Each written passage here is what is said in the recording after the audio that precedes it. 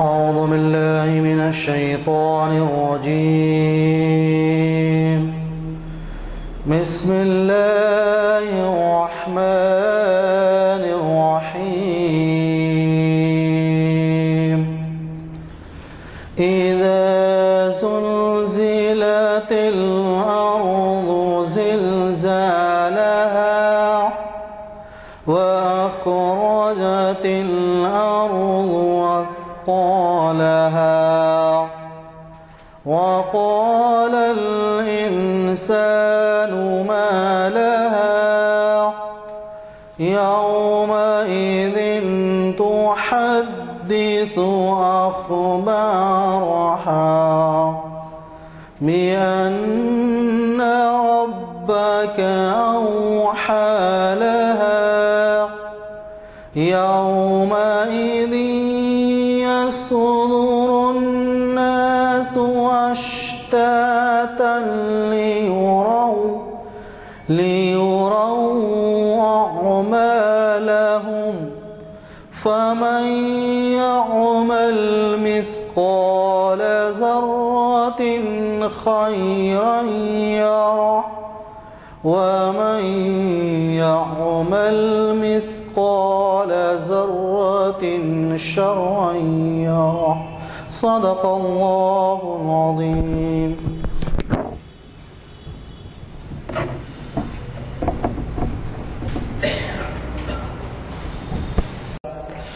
جیسے کہ آپ واقف ہیں، آج اعلامیہ نمبر 425 کے چوتھے آئٹم کے لیے ہم یہاں جمع ہیں جامع مسجد عالیہ گن فاؤنڈری کے کانفرنس ہال میں بروز پیر 26 مارچ 2012 3 جمادی الاول 1433 ہجری. عنوان مسلم اوقاف اور شرعی احکام. اور آج ہمارے درمیان آپ کے جانے پہچانے مفتی حافظ و مفتی محمد قاسم صدیقی صاحب، جو جامعہ نظامیہ کے جانے مانے پروفیسر ہیں، وہ ہمارے درمیان ہیں اور یہ انہی کا دیا ہوا عنوان ہے. میں اکثر جیسے کہتا ہوں کہ ہمارے مقررین اس بات کا خاص خیال رکھتے ہیں کہ جو پس پردہ حالات ہوتے ہیں ان سے متعلق عنوان ہو. کہ بدقسمتی ہے کہ ہمارے عوام میں اکثریت ایسی ہے جو اہم عنوانات جو ہوتے ہیں شرع سے متعلق ان سے بھی واقف نہیں ہوتے. جیسے مثال کے طور پہ شادی بیاہ کا معاملہ ہے، یا پھر وصیت ہے، یا پھر وراثت ہے، اسی طریقے سے ہبہ ہے. تو یہ ایسے عنوانات ہیں جس پہ تقریباً ہر شخص کو زندگی میں اس سے واسطہ پڑتا ہے، اور پھر ان معلومات کی کمی کی وجہ سے وہ راہیں بھٹکتے ہیں. اسی طریقے کا ایک مسئلہ اوقاف ہے. اور اوقاف کا تو اتنی زیادہ کم معلومات ہیں، اتنی کم معلومات ہیں لوگوں میں، عوام میں، کہ وہ جائز اور ناجائز میں تمیز کرنے کے لیے ان کے پاس کوئی سوچ بچار نہیں ہے. اور نتیجہ یہ ہوتا ہے کہ کئی جگہ اوقاف وقف کے معنی، میں اس سے پہلے بھی ایک دفعہ آپ سے کہہ چکا ہوں، وقف کے معنی ٹھہرنے کے ہیں. تو وہ ٹھہرنا جو ہے ملکیت میں ٹھہراؤ آ جاتا ہے. جب ملکیت کسی بھی جائیداد کی ایک سے دوسرے میں منتقل ہوتی ہے تو وہ چونکہ وقف ہو جاتی ہے اس لیے ٹھہراؤ آ جاتا ہے، اس پہ مزید کوئی سمجھے معاملت نہیں ہو سکتی. اور وہ اس وجہ سے ہوتی ہے کہ وہ ٹھہراؤ یعنی اللہ کی ملک ہو جاتی ہے. یوں تو ساری دنیا اللہ کی ملک ہے، لیکن اس جائیداد جو کہ وقف کی جاتی ہے وہ بس ملک ہو گئی. تو اب آپ اندازہ لگائیے کہ کس قدر برائیوں میں مبتلا ہوتے ہیں ہم وقف کی جائیدادوں کے معاملت کرتے ہوئے، کہ جس میں آپ جو جائز نہیں ہے اور جس میں منع ہے اس کے معاملت کرتے ہیں. اور اچھے لوگ اب یہ تو ہے نہیں کہ کسی کے نام لے سکیں ہم، بڑے بڑے لوگ بھی اس میں شریک ہیں اور کسی نہ کسی طریقے سے اپنے ضمیر کو جو ہے سمجھا لیتے ہیں، بجھا لیتے ہیں، اور پھر یہ کہتے ہیں کہ سب اس میں یہ جواز نکل آیا ہے، وہ جواز نکل آیا ہے، لہٰذا ہم یہ وقف کی جائیداد کو اس طریقے سے استعمال کرتے ہیں۔ حالانکہ آپ کو معلوم ہوگا، ابھی آپ کو مفتی صاحب سمجھائیں گے کہ وقف جس مقصد کے لیے کیا جاتا ہے اس مقصد کے سوا دوسرے مقصد کے لیے آپ وہ وقف استعمال نہیں کر سکتے۔ جیسے مثال کے لیے کوئی دینی مدرسے کے لیے وقف ہے اور آپ اس کے اندر کھول رہے ہیں ایک مسافر خانہ، وہ بھی پبلک بھلائی ہے، یہ بھی پبلک بھلائی ہے، لیکن وقف کرنے والے کو واقف کہتے ہیں۔ واقف کا جو منشا ہے اسی کی حد تک آپ مجاز ہیں، دوسرے کام کے لیے نہیں ہے، الا اس کے کہ چند مسائل ہیں وہ بھی سمجھا دیں گے آپ کو۔ جیسے اعلیٰ حضرت حضور نظام کے زمانے میں مدینہ بلڈنگ وقف کی گئی تھی اور اس کا منشا یہ تھا کہ یہاں سے جو بھی آمدنی ہو وہ مدینہ اور مکے میں خرچ کی جائے غربا کے اوپر۔ اب یہ ہے کہ پیسہ چونکہ وہاں سے آنے لگا ہے، اس وجہ سے یہ منشا کو جو ہے ٹرسٹیز نے، جو امنا ہیں وقف کے ارکان ہیں، انہوں نے شرعی نقطہ نظر کو استعمال کرتے ہوئے اس کو بدلا ہے۔ اس پہ اور بھی روشنی ڈالیں گے، شاید مجھ سے کوئی غفلت ہو یا غلط بیانی ہو تو آپ سن لیں گے۔ تو بہرحال ابھی اس نشست کی ابتدا جیسے میں نے بتایا ابھی ہمارے قرأت کلام پاک سے ہوئی، قاری محمد مرتضیٰ صاحب کی خوش اعلان قرأت سے، اور خادم مجلس غلام یزدانی آپ سے مخاطب ہے۔ میں زیادہ وقت آپ کا لیے بغیر ہمارے آج کے فاضل مقرر حافظ و مفتی محمد قاسم صدیقی تسخیر صاحب سے گزارش کرتا ہوں کہ وہ شریعت انفارمیشن سروس کی اس 438ویں نشست کو مخاطب کریں۔ البتہ اتنا ضرور کہوں گا کہ چہارشنبے کے دن اقبال کا ابتدائی کلام کے عنوان سے ہمیں جناب سید امتیاز الدین صاحب محفل اقبال شناسی کی 660ویں نشست کو مخاطب کر رہے ہیں، اسی جگہ بعد اثر چہارشنبہ 28 مارچ کے دن۔ میں ہمارے مقرر صاحب سے گزارش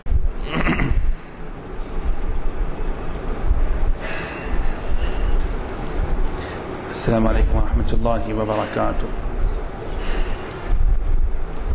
الحمد للہ رب العالمین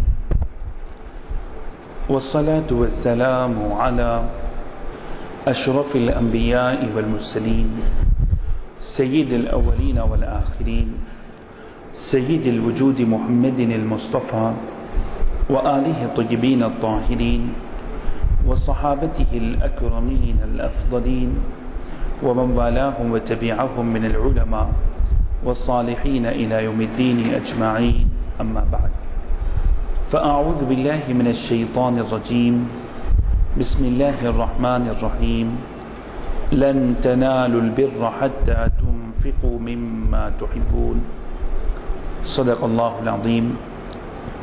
وقال تعالى إجلالا وإكراما لشأن حبيبه الكريم، إن الله وملائكته يصلون على النبي يا أيها الذين آمنوا صلوا عليه وسلموا تسليما، اللهم صل على سيدنا محمد وعلى آله وصحبه أفضل صلواتك وعدد معلوماتك وبارك وسلم۔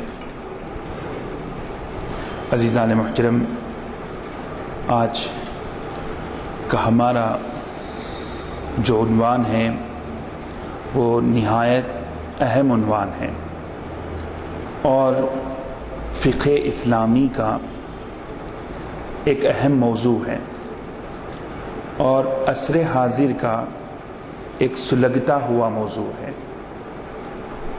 اور مسلم پرسنل لا کا ایک حساس عنوان ہے، اور اس کے اصول، ضوابط، قوانین پورے مرتب ہیں، اور علماء نے اوقاف سے متعلق سارے معلومات، جزیات، فروعی مسائل سب تحقیق کر کے بیان کر دیے۔ یہ وقف کہتے کسے ہیں، وقف کے معنی کیا ہیں، تو وقف کے معنی اصل میں روکنے کے آتے ہیں.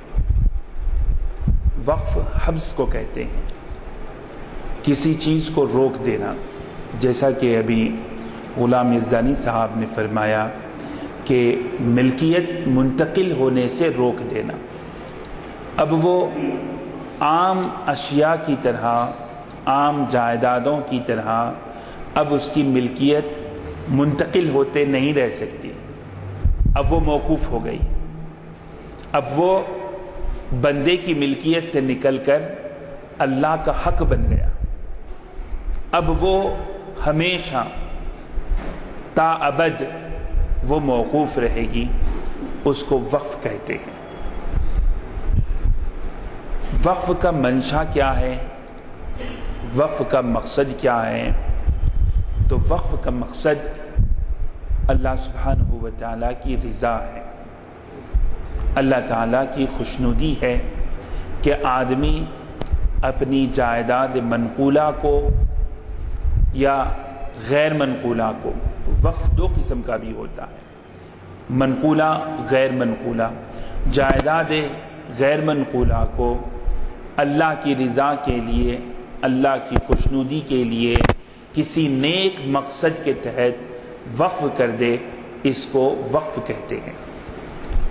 عزیزان محترم، وقف کے شرائط کیا ہیں؟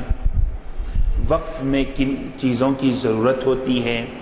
وقف کے شرعی احکام کیا ہیں؟ انشاءاللہ تعالی تفصیل سے مختصراً آپ کی خدمت میں ضرور عرض کیا جائے گا. لیکن یہ وقف کا آغاز کب سے ہوا؟ وقف کی ابتدا کیسے ہوئی؟ اس کا چلن کیسے ہوا؟ تو ہم سابقہ ادوار میں بحث کیے بغیر، سابقہ امتیوں میں کچھ بحث کیے بغیر، اسلامی تاریخ میں اگر ہم نوٹ کریں، معلوم کریں کہ اسلامی اوقاف کا آغاز کب سے ہوا، تو عزیزان محترم ہمیں کئی روایتیں کتب حدیث میں اوقاف سے متعلق ملتی ہیں. ایک روایت حضرت انس بن مالک رضی اللہ تعالیٰ عنہ سے مروی ہے. حضرت انس یہ مدینہ منورہ سے تعلق رکھتے ہیں، انصاری صحابی ہیں، اور یہ 10 سال کی عمر میں نبی کریم صلی اللہ علیہ وسلم کی خدمت میں آپ کی والدہ ماجدہ نے آپ کو خدمت کے لیے پیش کیا تھا، جو 10 سال تک سرکار کی صحبت میں رہے. تو حضرت انس روایت کرتے ہیں کہ نبی کریم صلی اللہ علیہ وسلم نے جب مسجد کی تعمیر کا ارادہ فرمایا، مدینہ منورہ میں مسجد کی تعمیر کا ارادہ فرمایا، تو آپ نے بنی نجار قبیلے کے افراد سے زمین کو فروخت کرنے کا مطالبہ کیا کہ تم زمین کو فروخت کر دو. تو بنو نجار قبیلے کے افراد آمادہ نہیں ہوئے اور انہوں نے فی سبیل اللہ اپنی زمین مسجد کو حوالے کر دی. تو یہ وقف کی ایک مثال عہد نبوی میں ہمیں ملتی ہے کہ انہوں نے اللہ کی رضا کے لیے، اللہ کی خوشنودی کے لیے اپنی مملوکہ جائیداد کو مسجد کے لیے وقف کر دیا. اور ایک دوسری مثال ہمیں ملتی ہے کہ حضرت عمر فاروق رضی اللہ تعالیٰ عنہ کی خیبر میں ایک بڑی قیمتی زمین تھی. حضرت عمر فاروق رضی اللہ تعالیٰ عنہ نے ارادہ کیا کہ اس زمین کو اللہ کے لیے وقف کر دیں. نبی کریم صلی اللہ علیہ وسلم کی خدمت میں حاضر ہوئے اور عرض کیا، یا رسول اللہ صلی اللہ علیہ وسلم، میں اپنی خیبر کی زمین کو اللہ کی راہ میں وقف کرنا چاہتا ہوں. تو نبی اکرم صلی اللہ علیہ وسلم نے حکم فرمایا کہ تم اس کے اصل کو روکے رکھو، اس کے اصل کو روکے رکھو اور اس کے پھل کو صدقہ کر دیا کرو. تو اصل چیز وقف نہیں، بلکہ اس کے اندر جو چیزیں اگتی ہیں، جو پھل آتے ہیں، جو دیگر اشیاء اس سے استفادے کی ہوتی ہیں، اس کو وقف کرنے کا حکم فرمایا. تو ایک زمین بھی وقف ہوئی. زمین کے اندر جو چیزیں آئیں گی، پھل آئیں گے، پھول آئیں گے، ترکاریاں آئیں گی، یہ غرض کے جو بھی چیز ہو اس کو بھی وقف کیا جا سکتا ہے. ایک روایت ہمیں کتب حدیث میں حضرت ابو طلحہ انصاری رضی اللہ تعالیٰ عنہ کی ملتی ہے.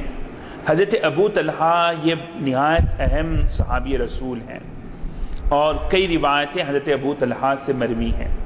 اور حضرت ابو طلحہ کو یہ خصوصیت حاصل ہے کہ جب نبی کریم صلی اللہ علیہ وسلم اپنے سر حلق فرماتے تو اپنے سر مبارک کے بال حضرت ابو طلحہ کو عطا کرتے. بخاری میں، مسلم میں ہم کو روایتیں ملتی ہیں. حضرت ابو طلحہ سرکار کے منہ مبارک کو، بال مبارک کو صحابہ میں تقسیم کیا کرتے تھے. اور ان کی اہلیہ حضرت ام سلیم کو یہ خوبی حاصل ہے کہ جب سرکار ان کے گھر تشریف لاتے، آرام کرتے اور بیدار ہوتے تو سرکار دو عالم صلی اللہ علیہ وسلم کے جسم مبارک پر پسینہ جمع ہوتا. تو اس پسینے کو حضرت ام سلیم ایک شیشی میں جمع کر لیا کرتی. ان سے پوچھا گیا کہ یہ تم جمع کیوں کرتی ہو؟ تو حضرت ام سلیم نے کہا کہ میں سرکار کے اس پسینے مبارک کو دلہنوں کے عطر میں استعمال کرتی ہوں. تو حضرت ام سلیم کے صاحبزادے حضرت انس ہیں جس کی روایت میں نے ابھی ذکر کی ہے. لیکن حضرت انس کے والد مالک تھے اور ان کے انتقال کے بعد ام سلیم نے ابو طلحہ سے شادی کی تھی. تو حضرت ابو طلحہ روایت ہے کہ جب یہ آیت شریفہ نازل ہوئی، لن تنالوا البر حتى تنفقوا مما تحبون، کہ اے مسلمانوں تم نیکی کو اس وقت تک نہیں پا سکتے جب تک کہ تم اپنے پسندیدہ مال کو خرچ نہ کر دو. جب تک تم اپنی محبوب چیز کو خرچ نہ کرو اس وقت تک تم نیکی کو نہیں پا سکتے. جب یہ آیت شریفہ کا نزول ہوا تو حضرت ابو طلحہ نے سرکار دو عالم صلی اللہ علیہ وسلم کی خدمت میں عرض کیا، یا رسول اللہ صلی اللہ علیہ وسلم اللہ کی آیت پاک نازل ہوئی، لن تنالوا البر حتى تنفقوا مما تحبون، اور میرے نزدیک سب سے محبوب اور پسندیدہ مال میرا باغ بیروحہ ہے، میں اس کو اللہ کی راہ میں خرچ کرنا چاہتا ہوں، اللہ کی راہ میں وقف کرنا چاہتا ہوں. تو نبی کریم صلی اللہ علیہ وسلم نے فرمایا کہ تم اس کو خاندان پر، افراد خاندان کے لیے وقف کرو، افراد خاندان کے لیے وقف کرو کہ اس باغ سے جو پھل آئیں گے وہ پھل ایک مخصوص خاندان کے لیے وقف رہے گا، اس سے وہ استفادہ کریں گے. تو یہ وقف کی شکل، خاندان پر وقف کی شکل. تو اس سے فقہاء نے یہ بھی بیان کیا کہ وقف کی دو قسمیں ہوتی ہیں، ایک وقف خیری ہوتی ہے، ایک وقف اہلی کہلاتی ہے. وقف خیر یعنی مسجد بنا دی، مدرسہ بنا دیا، یہ خیر کے لیے وقف ہے. ایک وقف اہلی کہلاتی ہے کہ اپنے افراد خاندان کے لیے وقف کرنا، یہ وقف اہلی کہلاتی ہے. اسی طرح ایک روایت ہمیں حضرت سعد بن ابی وقاص کی اس سلسلے میں ملتی ہے کہ حضرت سعد بن ابی وقاص رضی اللہ تعالیٰ عنہ نبی اکرم صلی اللہ علیہ وسلم کی خدمت میں حاضر ہوئے اور انہوں نے عرض کیا کہ یا رسول اللہ صلی اللہ علیہ وسلم، میں اپنی جائیداد اللہ کی راہ میں وقف کرنا چاہتا ہوں. اپنی کل جائیداد، تمام کی تمام جائیداد میں اللہ کی راہ میں وقف کرنا چاہتا ہوں. تو اس وقت نبی اکرم صلی اللہ علیہ وسلم نے ایک بہترین قانون، ایک بہترین دل نشین بات بیان کی، ایک حکمت سے لبریز بات، ایک نصیحت آموز جملہ سرکار نے حضرت سعد بن ابی وقاص کو فرمایا اور ارشاد فرمایا کہ اے سعد، تمہارا اپنی اولاد کو مفلس، اللہ کی راہ میں خرچ کر کے اپنی اولاد کو مفلس چھوڑنا، اس سے بہتر ہے کہ تم اپنی اولاد کو تونگر چھوڑو، بہتر ہے کہ تم اپنی اولاد کو مالدار چھوڑ جاؤ. یعنی تم کل کا کل مال اللہ کی راہ میں وقف کرنا چاہتے ہو، اولاد کے لیے کچھ نہیں چھوڑنا چاہتے، بہتر ہے تمہارے کے لیے کہ تم اپنی اولاد کو مالدار چھوڑو. ایک بہترین جملہ، ایک نصیحت کا جملہ سرکار دو عالم صلی اللہ علیہ وسلم نے حضرت سعد بن ابی وقاص کو فرمایا. اور اس سے اس بات کا بھی اندازہ ہوتا ہے کہ اولاد کے لیے جو باپ جدوجہد کرتا ہے وہ بھی در حقیقت اللہ کی راہ میں اجر و ثواب کا باعث کہلاتا ہے. اور سرکار نے یہ بھی ارشاد فرمایا کہ جو لقمہ تم اپنے اہل و عیال کے پیٹ میں ڈالتے ہو وہ بھی اللہ کی راہ میں صدقہ ہے، وہ بھی اللہ کی راہ میں صدقہ ہے. تو اس طرح عزیزان محترم ہمیں اوقاف سے متعلق عہد نبوی میں، عہد رسالت میں، عہد صحابہ میں اس طرح کی مثالیں ہمیں ملتی ہیں.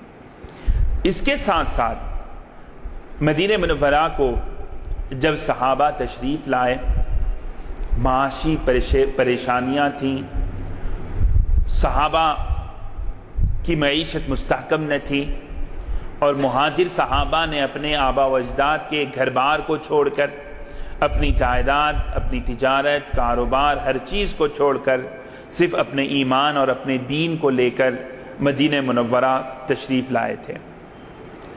ایک معاشی عدم استحکام کا وقت تھا، بے روزگاری کا ماحول تھا. ایسے وقت میں سرکار دو عالم صلی اللہ علیہ وسلم نے ایک بہترین مثال بے روزگاری کو دور کرنے کے لیے قائم کی. آج دنیا پریشان ہے بے روزگاری سے. کون سا ملک ہے بتائیے جو بے روزگاری کا شکوہ نہیں کر رہا ہے؟ امریکہ سپر پاور ہے، اپنے آپ کو بہت بڑا سمجھتا ہے، لیکن خط غربت آپ اس میں دیکھیں تو آپ کو اندازہ ہوگا کہ کس قدر بے روزگاری وہاں بڑھتی جا رہی ہے.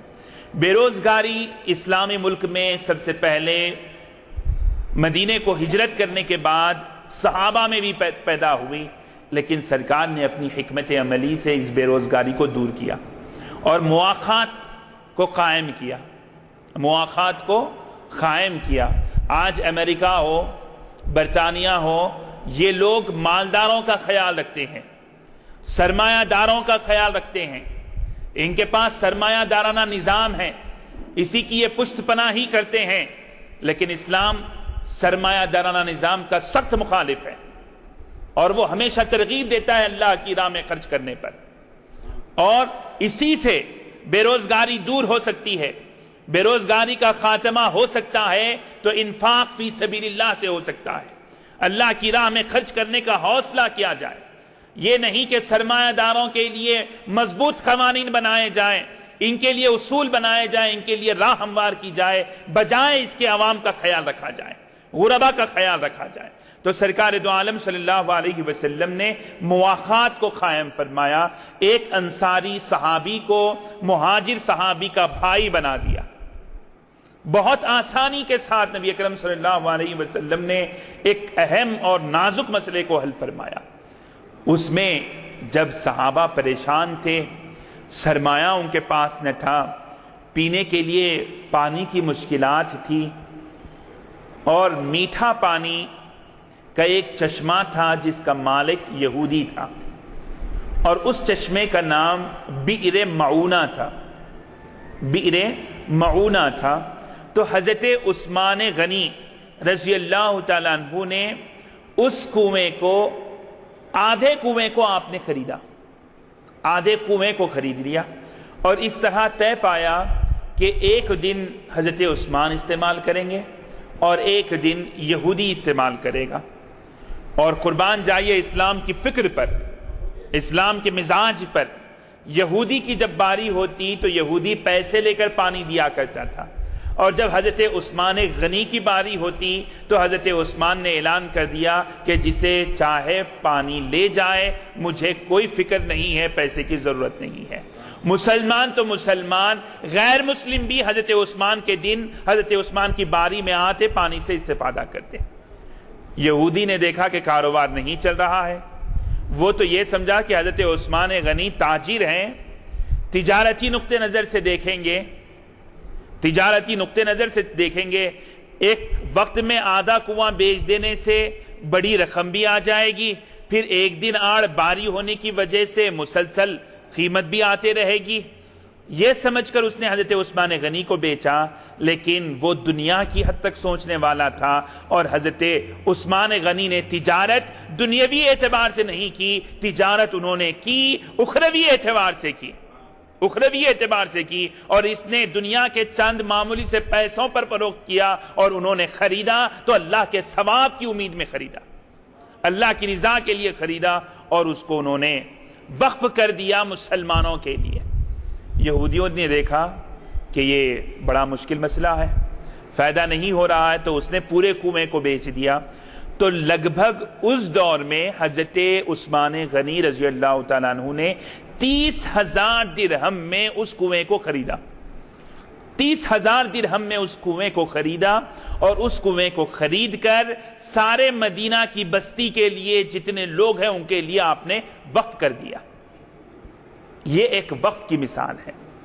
تو حضرت عثمان غنی رضی اللہ تعالیٰ عنہ نے اس طرح کا معاملہ فرمایا۔ عزیزان محترم، اگرچہ کہ بات الگ سے ہے، حضرت عثمان کا جب محاصرہ ہوا، جب گھیر لیا باغیوں نے، تو حضرت عثمان نے چھت پر آ کر باغیوں سے کہا تھا کہ مدینے میں لوگ پانی کے لیے پیاسے تھے، تو میں نے مدینے کے پانی کو سب لوگوں کے لیے وقف کیا تھا، عام کر دیا تھا، اور آج تم مجھے پانی کے لیے ترسا رہے ہو، تم آج مجھے پانی کے لیے ترسا رہے ہو۔ تو اس طرح حضرت عثمان غنی رضی اللہ تعالیٰ عنہ نے بئر معونہ کو اللہ کی راہ میں وقف کیا تھا۔ تو وقف کے لیے منقولہ جائیداد بھی وقف ہو سکتی ہے، منقولہ اشیاء بھی وقف ہو سکتی ہیں، وہ چیزیں جو منقولہ ہو، نقل کی جا سکتی ہوں، اور جو غیر منقولہ ہو، جس کو نقل نہیں کیا جا سکتا، وہ بھی وقف کی جا سکتی ہیں۔ اب جیسے غیر منقولہ جائیداد ہے، اس میں زمین ہے، آدمی زمین کو وقف کر دے تو یہ زمین منتقل نہیں ہو سکتی، مکان ہے، آدمی وقف کر دے تو یہ منتقل نہیں ہو سکتا۔ اس کے بجائے کوئی آدمی کتابیں وقف کر دے، تو کتابیں ایک ایسی چیز ہے، کسی لائبریری کو آدمی وقف کر دے کتابیں، تو یہ ایسی چیز ہے کہ اس کو منتقل کیا جا سکتا ہے۔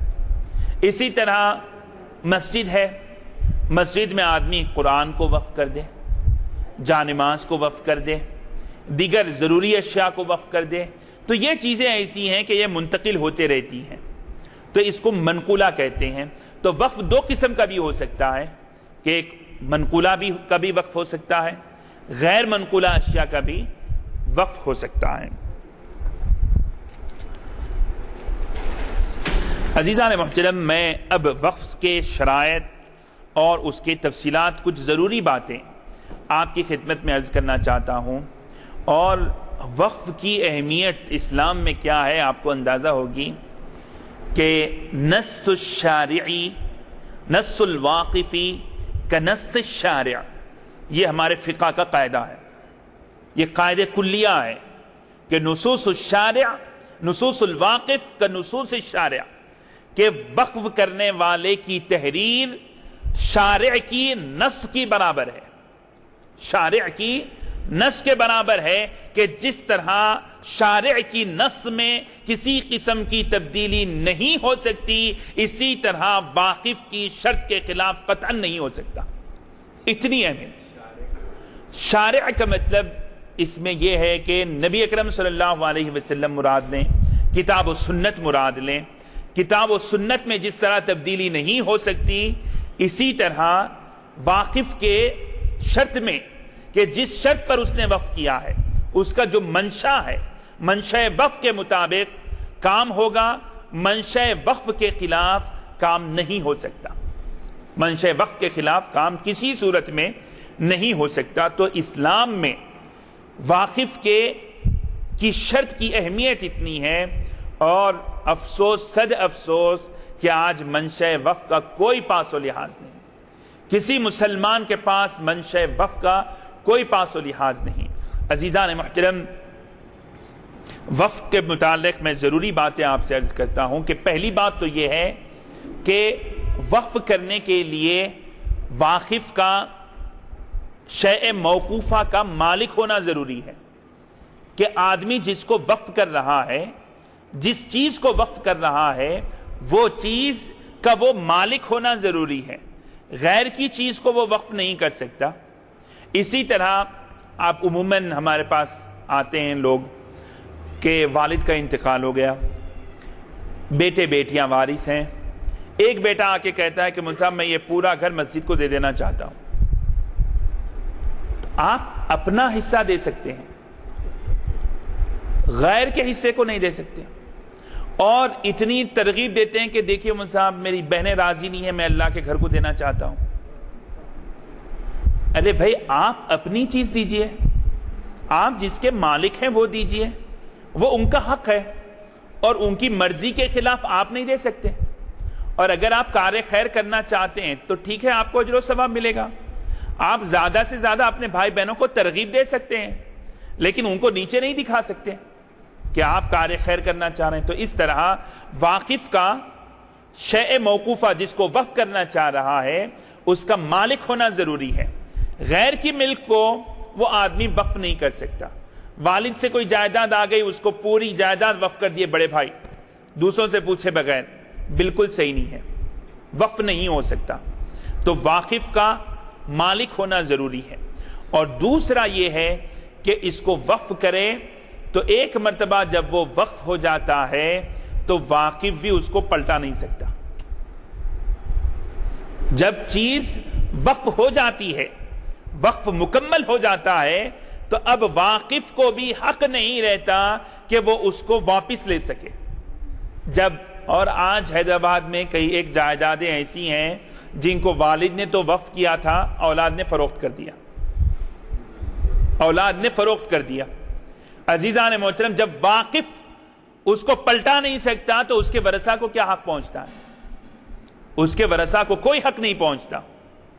تو اسی طرح عزیزان محترم، تو شیء موقوفہ کا ملکیت ہونا ضروری ہے، اور مالک ایک مرتبہ وقف کر دے تو وقف کرنے کے بعد اس سے رجوع نہیں کر سکتا، اور نہ ہی اس کی اولاد کو واقف کی زندگی میں نہ واقف کے انتقال کے بعد حق حاصل ہوتا ہے کہ وہ شیء موقوفہ کو فروخت کر سکے۔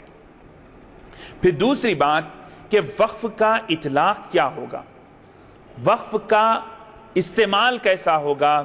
تو وقف کی زمین کو، موقوفہ اشیاء کو، موقوفہ جائیداد کو فروخت نہیں کیا جا سکتا، موقوفہ جائیداد کو ہبہ نہیں کیا جا سکتا، موقوفہ جائیداد کو رہن نہیں رکھا جا سکتا، موقوفہ جائیداد کو بطور امانت نہیں رکھوایا جا سکتا، موقوفہ جائیداد کو بطور عاریت نہیں دیا جا سکتا کہ چند دن آپ استعمال کر لیں۔ میری گاڑی ہے، میں کسی کو عاریتاً دے دیا، وقف کی جائیداد کو نہیں دے سکتے۔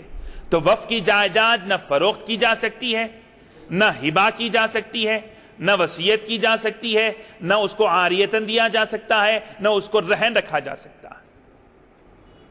تو یہ وقف کا مسئلہ ہے۔ پھر اب ایک آدمی وقف کر دے تو وقف کا طریقہ کیا ہے؟ تو وقف کا طریقہ یہ ہے کہ آدمی تحریر لکھ دے۔ سب سے بہتر صورت وقف کی کہ وہ تحریر لکھ دے کہ میں نے فلاں چیز کو فلاں کام کے لیے ان اغراض مقاصد کے تحت اپنی فلاں چیز کو وقف کیا ہے، اس کے یہ شرائط ہیں، اس کے یہ اصول ہیں، اس کے تابع یہ رہے گا۔ یہ وقف کی تحریر وہ لکھ دے، سب سے بہتر صورت۔ اور دوسرا وقف کے لیے یہ ہے کہ تحریر نہیں ہے تو گواہ کافی ہیں۔ گواہ کتنے ہونا چاہیے؟ جائیداد، موقوفہ جائیداد ہونے کے لیے کتنے گواہ ہونا چاہیے؟ تو گواہ کے لیے 2 مرد ہونا چاہیے۔ گواہی کے لیے جو ارکان ہیں، جو شرائط ہیں، وہی وقف کی گواہی کے لیے بھی ہیں۔ تو گواہی کے لیے 2 مرد کا ہونا یا 1 مرد 2 عورتوں کا ہونا ضروری ہے۔ تو وقف جائیداد کی گواہی کے لیے، اس کے ثبوت کے لیے بھی 2 مرد گواہ ہونا یا 1 مرد 2 عورتوں کا ہونا ضروری ہے۔ عزیزان محترم، یا اطراف اکناف میں سال ہا سال قدیم جائیدادیں ہیں، اور واقف کی کوئی تحریر موجود نہیں ہے، اور بوقت وقف جس وقت واقف نے وقف کیا تھا اس وقت ممکن ہو گواہ ہو، لیکن اب گواہ بھی موجود نہیں ہے، وقف بورڈ میں ریکارڈ بھی نہیں ہے، وقف بورڈ میں ریکارڈ بھی نہیں ہے، تحریر بھی موجود نہیں ہے، اور کوئی گواہ بھی موجود نہیں ہے، کوئی ثبوت بھی موجود نہیں ہے۔ ایسے وقت میں کیا کیا جائے؟ عزیزان محترم، آج کل تو بہت آسان ہے۔ اگر ہمارے شہر حیدرآباد کے بعض ایسے نامور چنندہ افراد ہیں جن کی نظریں چیل کی طرح ایسی جائیدادوں پر ٹکی ہوئی ہیں، اور بڑی آسانی کے ساتھ اس کو ساز باز کیا جاتا ہے اور پورے اطمینان کے ساتھ فروخت کر لیا جاتا ہے، جہنم میں اپنا گھر بنا لیا جاتا ہے۔ عزیزان محترم، اب ایسی چیز کے لیے کیا کیا جائے جس کا وقف بورڈ میں ریکارڈ نہیں، واقف کی تحریر موجود نہیں، کوئی گواہ موجود نہیں؟ تو عزیزان محترم، فقہا نے یہاں تک لکھ دیا کہ جس جائیداد کے بارے میں یہ شہرت ہو کہ یہ وقف زمین ہے، تو اس پر وقف کا اطلاق ہوگا۔ ایک عیدگاہ ہے، اس کے تحت میں زمین ہے، اس کا ریکارڈ نہیں ہے، لیکن سال ہاں سال سے لوگ کہہ رہے ہیں کہ یہ عیدگاہ کے تحت کی زمین ہے، تو اس کے موقوفہ ہونے کے لیے کافی ہے۔ سال ہاں سال سے کسی جائیداد کے بارے میں سنا جا رہا ہے کہ یہ موقوفہ ہے، تو یہ سننا ہی کافی ہے، یہ سننا ہی اس کے موقوفہ ہونے کے لیے، اس کے وقف ہونے کے لیے کافی ہے۔ تو یہ جائیداد موقوفہ سے متعلق ہے کہ اس کی تحریر موجود ہو، گواہ موجود ہو، یہ ثبوت موجود ہو، یا پھر نسل در نسل سماعت موجود ہو، شہرت موجود ہو، عرف عام میں اس کو وقف سے تعبیر کیا جاتا ہو۔ یہاں تک کہ اور ایک بات فقہا نے لکھی ہے کہ اگر اس کی زمین کو کس مقصد کے لیے صرف کیا جا رہا ہے، ایک قبرستان ہے، کوئی ریکارڈ نہیں ہے اس کا، لیکن تدفین وہاں پر ہوتی ہے، تو یہ جو عمل تدفین کا ہے یہ خود اس کے موقوفہ ہونے کی علامت ہے۔ اب کسی دلیل کی ضرورت نہیں ہے، کسی حجت کی ضرورت نہیں ہے، کسی ثبوت کی ضرورت نہیں ہے، تو یہ جو عمل خود ہے یہ خود اس کے موقوفہ ہونے کی علامت ہے۔ اسی طرح عزیزان محترم، اگر کسی جائیداد کے متعلق کوئی ثبوت باقی نہ رہے، کوئی ثبوت باقی نہ رہے کہ یہ مملوکہ ہے یا موقوفہ جائیداد ہے، ملکیت ہے یا کس کی ہے، تو ایسے وقت میں دیکھیں گے کہ عمل اس زمین پہ کیا ہو رہا ہے۔ عمل اگر وقف کی طرح ہو رہا ہے تو عمل درآمد قدیم کا لحاظ رکھتے ہوئے اس زمین کو موقوفہ کہا جائے گا اور فیصلہ اس کے وقف ہونے کا کیا جائے گا۔ اسی طرح عزیزان محترم، اگر کوئی شخص 100 سال سے زائد موقوفہ جائیداد میں بطور کرایہ دار ہو تو کیا اس کو حق ملکیت حاصل ہو جائے گا؟ 100 سال سے زائد ہے، 100 سال رہ جائے، 200 سال رہ جائے، نسل در نسل پشت در پشت رہ جائے، تب بھی اس کو کوئی حق حاصل نہیں ہوگا، کسی قسم کی ملکیت کا کوئی حق اس کو حاصل نہیں ہوگا۔ تو یہ چند ضروری باتیں تھیں جو میں نے عرض کی ہیں۔ عزیزان محترم، اب یہ اوقافی جائیداد کی نگرانی کون کرے گا؟ اوقافی جائیداد کی نگرانی کون کرے گا؟ یہ ایک اہم مسئلہ ہے۔ تو اوقافی جائیداد جب کوئی آدمی وقف کرتا ہے تو وقف جائیداد کی نگرانی واقف خود کرے گا، واقف خود کرے گا، وقف کرنے والا خود اوقافی جائیداد کی نگرانی کرے گا، اور اس کے بعد یا تو وہ کرے گا یا پھر واقف جس کو متعین کر دے، جس کو نگران بنا دے، وہ اس کی نگرانی کرے گا۔ اور ایک بات عزیزان محترم، فقہا نے کس قدر پیارا اہتمام کیا ہے، کیسی قربانیاں انہوں نے دی ہیں کہ پورے صفات انہوں نے بیان کر دیے کہ متولی کیسا ہونا چاہیے، متولی کے صفات کیسے ہونے چاہیے۔ تو فقہ کی پوری کتابوں میں لکھا ہوا ہے کہ وقف جائیداد پر جس کو متولی بنایا جا رہا ہے، نگران بنایا جا رہا ہے، اس کا امانت دار ہونا، دیانت دار ہونا اور منتظم مزاج ہونا لازم ہے، کہ جب جس کو متولی بنایا جا رہا ہے وہ امانت دار ہو اور اوقافی جائیداد کی حفاظت کر سکتا ہو اور حسن انتظام بھی اس کے اندر ہو کہ اوقافی جائیداد کے مصارف کو اس کی صحیح جگہ پر وہ خرچ کر سکتا ہو۔ اور عزیزان محترم، فقہاء نے یہ بھی لکھ دیا کہ اگر کوئی متولی خیانت کرتا ہے، کوتاہی کرتا ہے، موقوفہ جائیداد کی حفاظت میں کوتاہی کرتا ہے، تو وہ قابل معزولی ہے، اس کو معزول کر دیا جائے گا، اور اگر وہ معزول نہ ہو تو حاکم وقت اس کو معزول کرے گا، کیونکہ فقہاء لکھتے ہیں کہ یہ اللہ کا حق ہو گیا ہے، اور حاکم وقت پر لازم ہے کہ وہ حقوق اللہ کی حفاظت کرے اور خائن متولی کو قطعاً اس کے سپرد اوقافی جائیداد کو نہ رکھے۔ عزیزان محترم، کیا حال ہے؟ پورا حیدرآباد اطراف اکناف آج شکوے کر رہا ہے، گلے کر رہا ہے ان خیانت کرنے والے متولیوں سے، نگرانوں سے، کہ جو اللہ کی حق کو فروخت کر رہے ہیں۔ اوقافی جائیداد فروخت ہو رہی ہے آج۔ عزیزان محترم، فقہ میں لکھا ہوا ہے کہ اوقافی جائیداد کو فروخت نہیں کیا جا سکتا، اور کوئی متولی فروخت کرتا ہے تو اس کو معزول کرنا لازم ہے، اس کو ہٹانا لازم ہے، اور اگر کسی آدمی نے موقوفہ جائیداد کو خرید لیا ہے تو خریدار پر لازم ہے کہ موقوفہ جائیداد کو وہ واپس کر دے، اور اگر وہ واپس نہ کرے تو حاکم عدالت واپس لے گا اور اس کو وقف کے استعمال میں رکھے گا۔ کتنے سخت احکامات ہیں اس وقت سے متعلق۔ اور عزیزان محترم، آج ہمارا وقف بورڈ خود حکومت کو جواب دہ نہیں ہے۔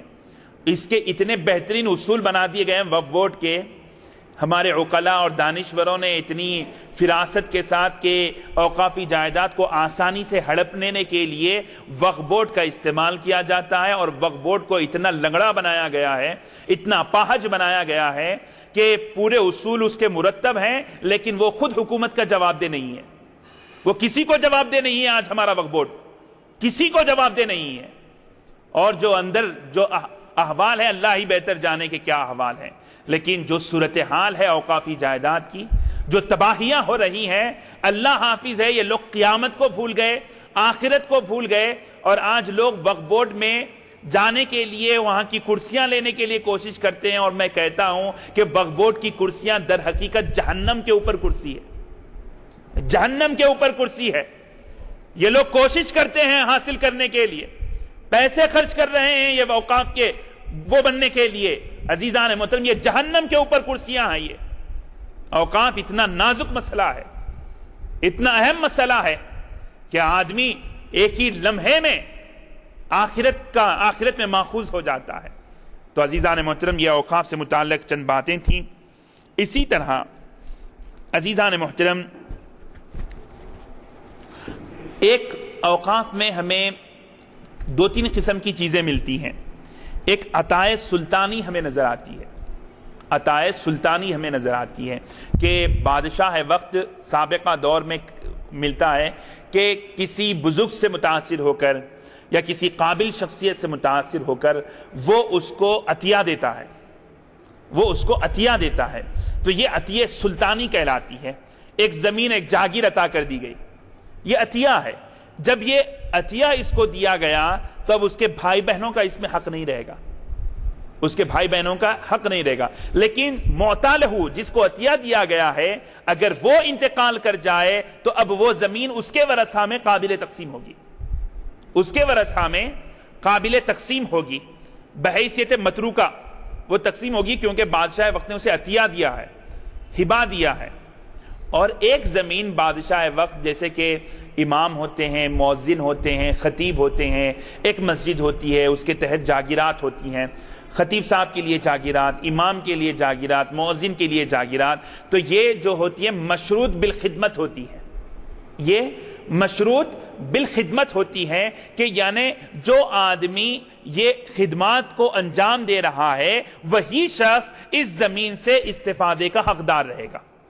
تو ایسی موقوفہ زمین کو مشروط الخدمت کہتے ہیں، اور ہمارے پاس عموماً فتاوے کے ضمن میں بھی یہ بہت آتے ہیں، معاش مشروط الخدمت، اس طرح کے کئی فتاوے ہمارے پاس آتے ہیں۔ تو مشروط الخدمت جو ہوتی ہے وقف جائیداد، تو اس کو بھی فروخت نہیں کیا جا سکتا، اس کو بھی ہبہ نہیں کیا جا سکتا۔ تو جو شخص خطیب رہے گا وہ شخص اس سے استفادہ کرتا رہے گا، وہ خطیب صاحب کا انتقال ہو گیا، اس کے 4 بیٹے ہیں، 4 بیٹوں میں سے جس بیٹے کو خطیب مقرر کیا گیا ہے وہ خدمت انجام دے رہا ہے، اب وہ شخص اس کا حقدار رہے گا، اب وہ شخص اس کا مالک رہے گا۔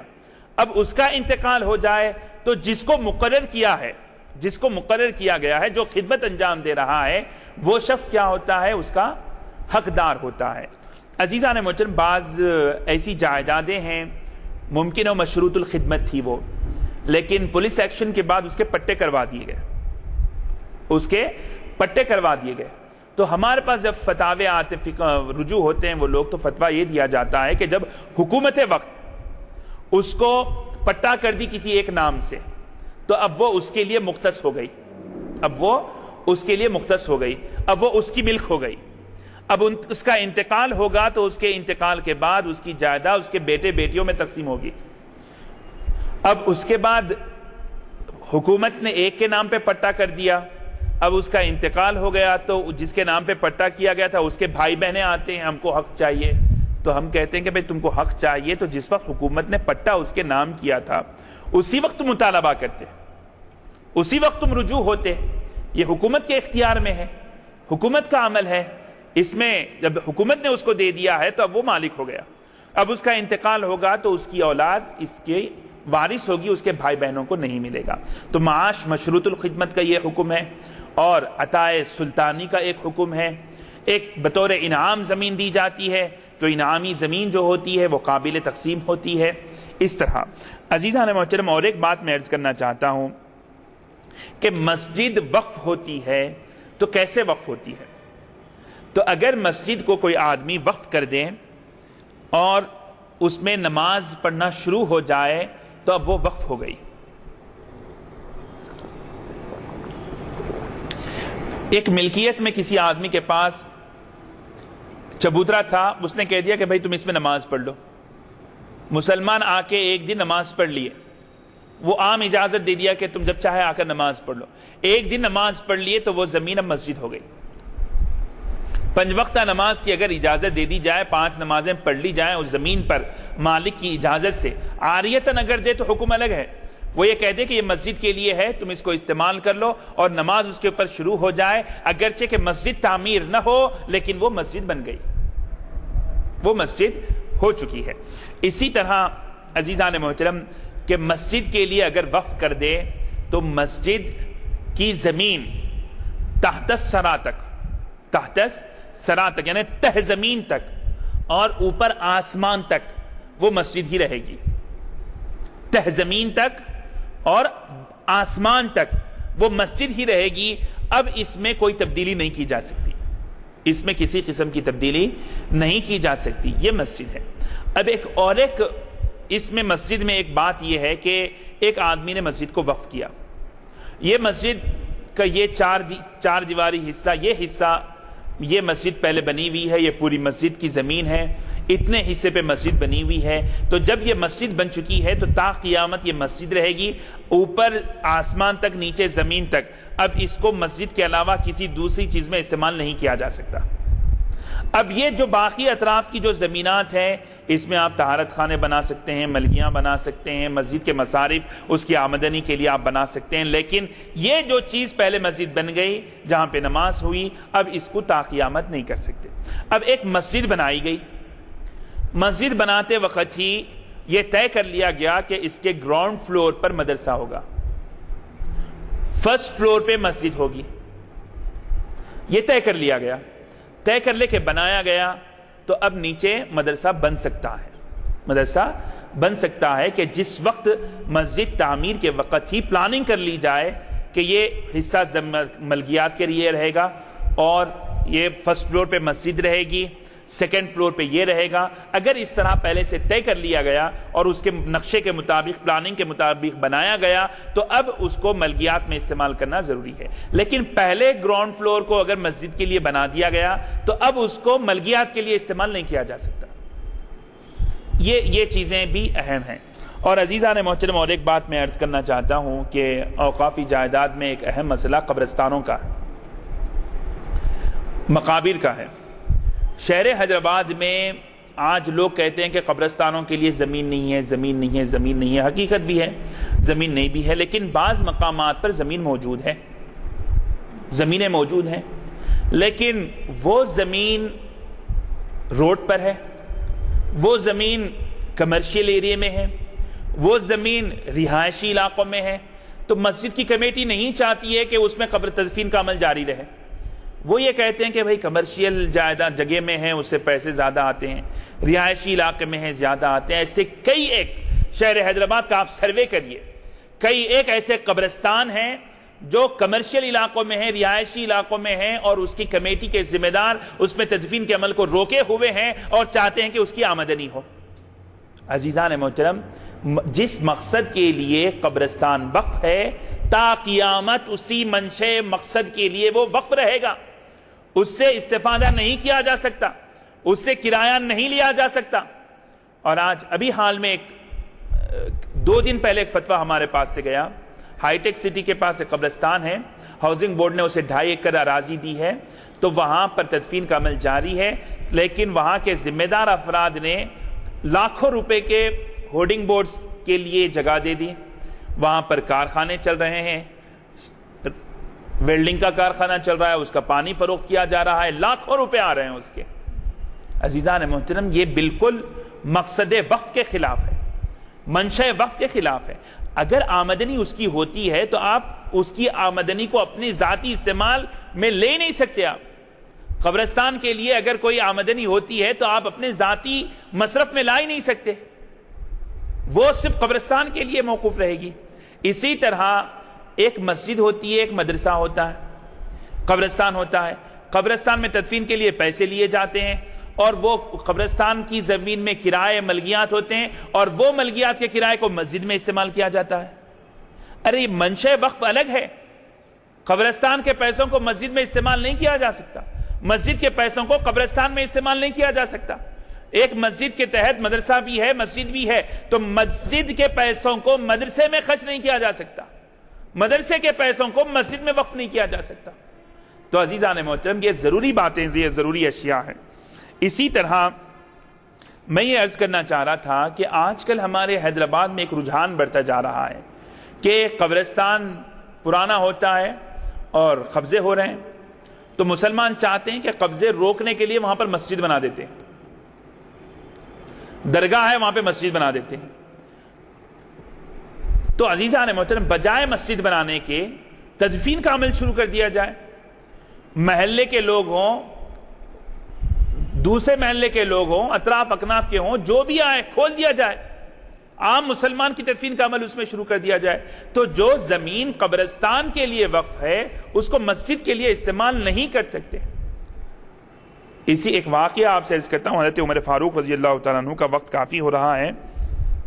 مصر میں عزیزان محترم مسجد تنگ ہو گئی، مسجد تنگ ہو گئی.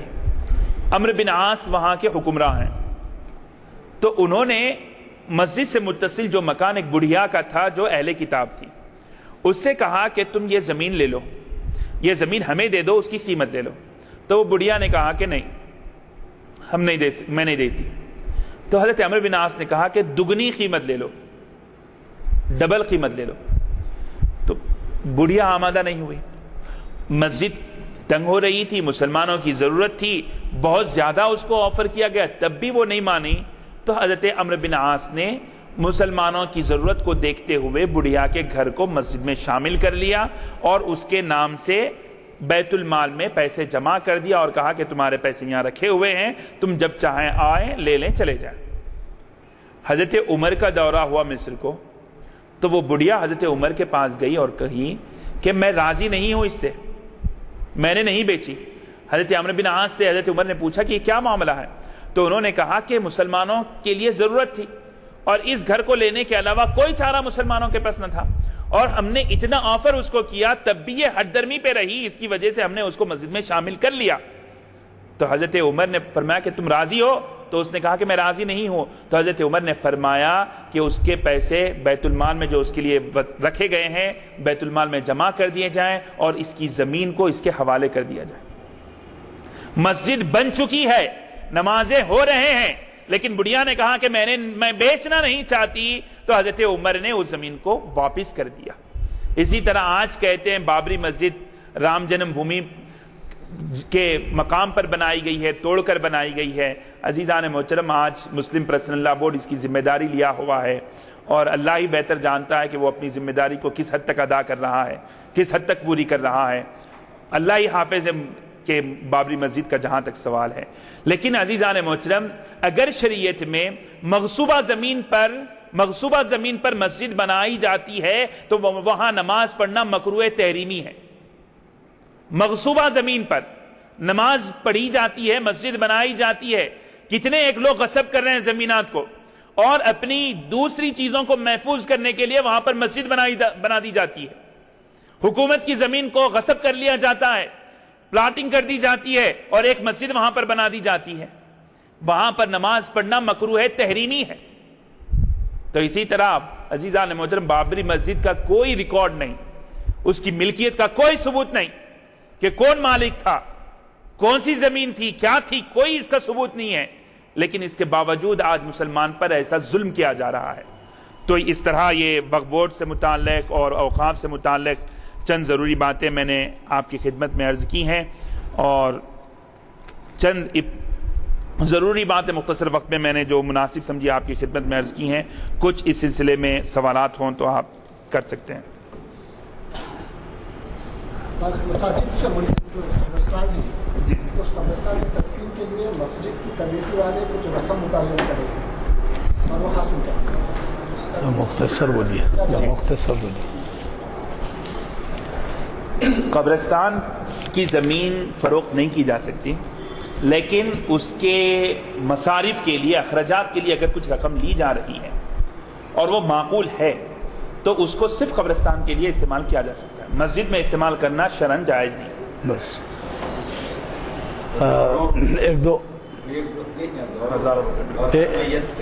ایک دو سوالات میں بھی کر دیتا ہوں وضاحت کے لیے۔ سوالات نہیں، ذرا وضاحت چاہوں گا۔ ایک تو یہ کہ آپ منشاء وقت کے بارے میں 1-2 منٹ کے لیے کچھ کہیں کہ اگر منشاء وقت پورا نہیں ہو رہا ہے تو اس کے لیے کیا احکام ہے، اور دوسرے یہ کہ یہ دیکھنے میں آ رہا ہے کہ جو قدیم خبریں ہیں ان خبروں میں ان کو کریت کے دوسری نعش بھی رکھی جا رہی ہے۔ یہ دونوں کے بارے میں آپ کا کیا خیال؟ اگر کسی شخص نے اپنی زمین وقف کی ہے ایک مقام پر، مسجد کے لیے وقف کی، اور وہ زمین ایک ایسے مقام پر ہے کہ سمجھیے کہ لوگ وہاں پر آتے ہی نہیں ہیں، جمع ہی نہیں ہو سکتے، وہاں پر جمع ہونا ان کا مشکل ہے، اور سال ہا سال سے وہ پڑی ہوئی ہے، اس کا استعمال ہی نہیں ہے، تو ایسے وقت میں جب جائیداد موقوفہ ناکارہ ہو جائے اور اس کا جو مقصد ہے وہ فوت ہو جانے کے امکانات ہوں، تو ایسے وقت میں شریعت یہ کہتی ہے کہ اس زمین کو فروخت کر کے اس کی متبادل زمین خریدی جائے، متبادل زمین خریدی جائے۔ زمین فروخت کر کے اس کا رقم رکھ کے دوسرا مصرف استعمال نہیں کر سکتے، جائیداد بیچے تو جائیداد خریدی جائے، تو یہ حکم ہے۔ دوسرا،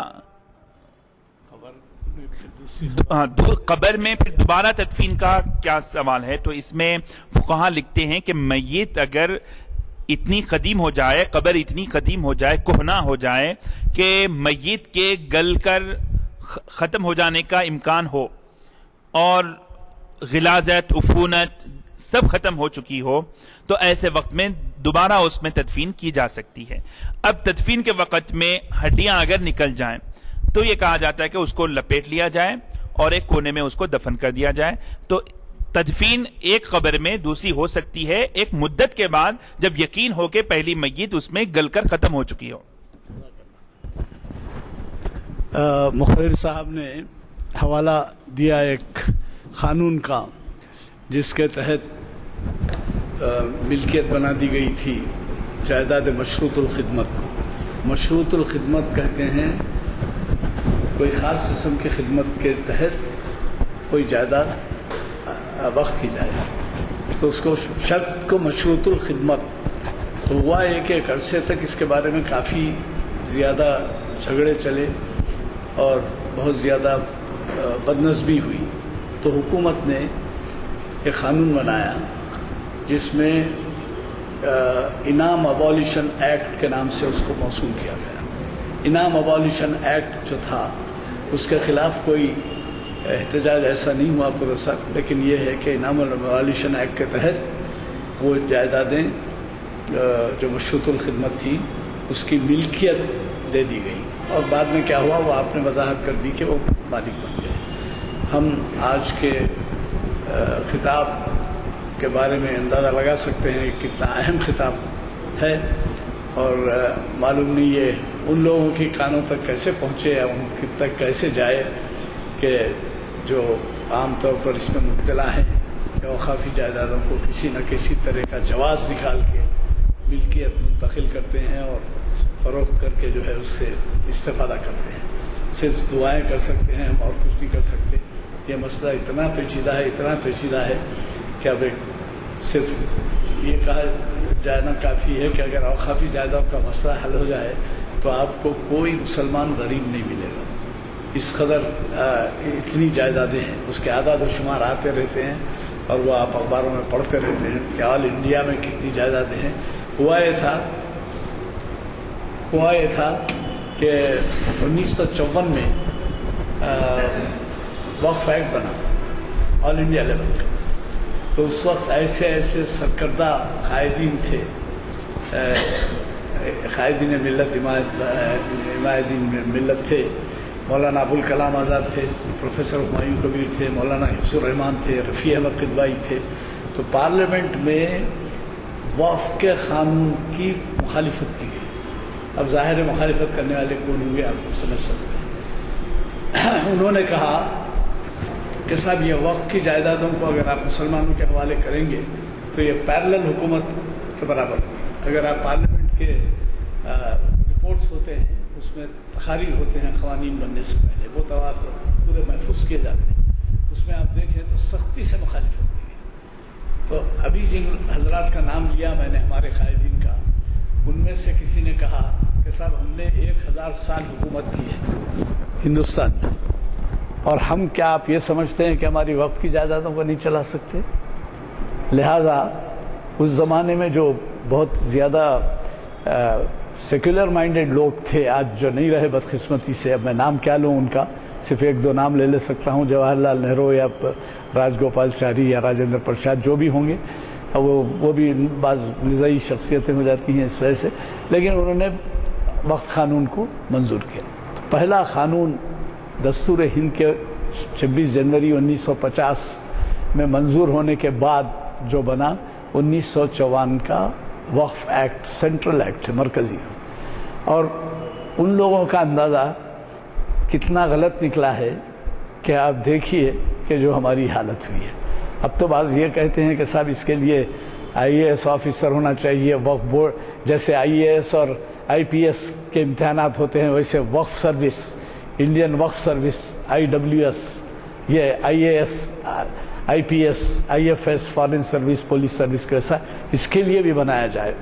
تو یہ جو ہے ہماری کارکردگی ہے کہ ان رہنماؤں کو جنہوں نے یہ کہا تھا کہ ہم 1000 سال حکومت کیے ہیں، اپنی جائیدادیں چلا سکتے ہیں، ہمارے اوقاف کا یہ حشر ہے۔ دعا اوپر ہوگی سر۔